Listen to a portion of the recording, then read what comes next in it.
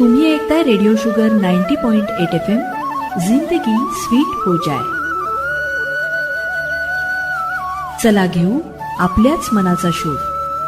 मानसतज्ञ कालिदास पाटील यांच्या सोबत रेडिओ शुगरचा विशेष कार्यक्रम मनाच्या तळाशी. मंडळी नमस्कार. मंडळी, मला भेटलेली मधुरा IT कंपनीत इंजिनियर म्हणून काम करते. तिच्या हसत्या खेळत्या स्वभावामुळं तिचा सहवास प्रत्येकालाच हवाहवासा वाटे.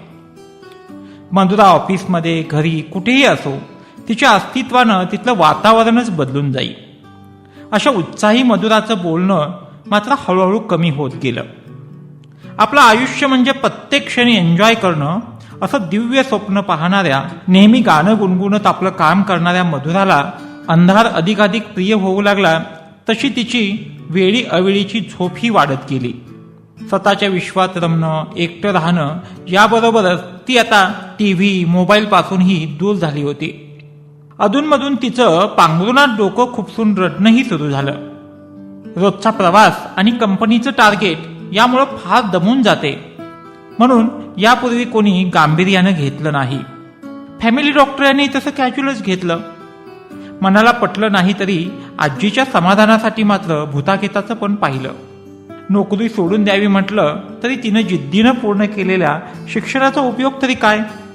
पण डॉक्टर तिला कशातच रस वाटत नाही.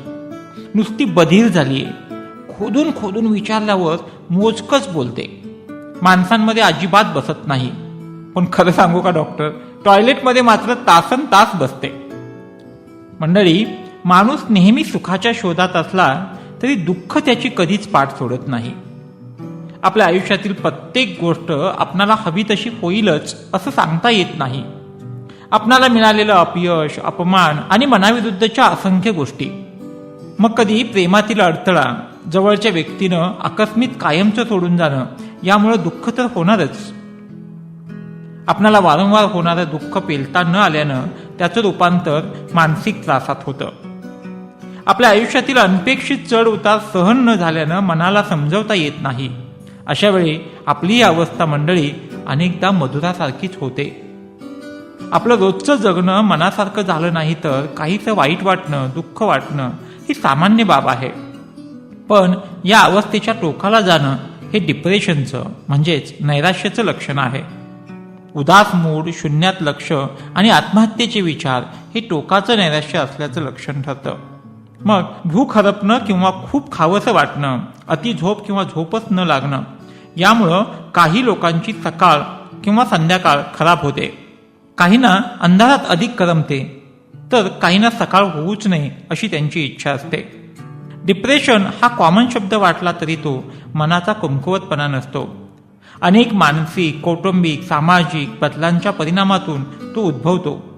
मग एकटं राहणं, आकस्मिक लोकांमधील वावर कमी होणं, अभ्यासात, खेळात मन न रमणं, यामुळं पराजयाची अवस्था अधिक बळावते. साहजिकच संकटाशी सामना करण्यापेक्षा संकटापासून पळ काढण्याची भूमिका वाढत जाते. अहो, मनाच्या या अवस्थेत मित्रांसोबतच्या सकारात्मक गप्पा, हलका फुलका व्यायाम, कधी चालणं, पोहणं, योगासन आणि हो, चौरस आहार यामुळं शरीरातील मंदपणा कमी व्हायला मदत होते. या माणसांना छोट्या छोट्या उद्दिष्टपूर्तीतून उचित ध्येयापर्यंत पोहोचण्याचा प्रयत्न केला तर त्यांच्या मनातला अपराधगंड कमी व्हायला मदत होते. म्हणूनच अशा नैराश्याच्या गर्तेत असणाऱ्या माणसांना फार कठीण किंवा स्पर्धात्मक, आदर्शवादी ध्येयप्राप्तीचा आग्रह धरू नये. प्रयत्नातील सातत्याचा अभाव हेही नैराश्याचंच लक्षण असतं. म्हणून ध्येयप्राप्तीचा महत्त्वक्रम ठरवणं, छंद, आवड यांची सांगड घालून आधारमय प्रोत्साहन देणं ही त्यांची गरज असते. खरं तर मंडळी, तुलनेनं मनानं हरवलेल्या व्यक्तीलाच माणसाच्या सहवासाची किंवा त्याच्या आश्वासक बोलण्याची अधिक गरज असते. म्हणूनच संगीत, वाचन, मनोरंजन याबरोबरच निराश व्यक्तीसोबत सुसंवाद वाढवूया. कधीतरी आपणच आपल्या निराशेचं मीटर सौम्य, मध्यम, तीव्र आणि अतितीव्र अशा स्वरूपात तपासून पाहूया. याबाबत आपल्या जवळच्या माणसांच्या प्रतिक्रिया तटस्थपणे स्वीकारूया. वास्तववादी विचारांची सवय लावताना आपणही आपलं मन सांभाळूया. एकटेपणा दूर करून रोजचं जगणं सहज आणि सोपं करूया.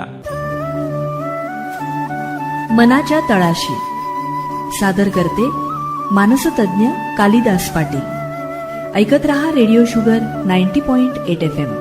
जिंदगी स्वीट हो जाए.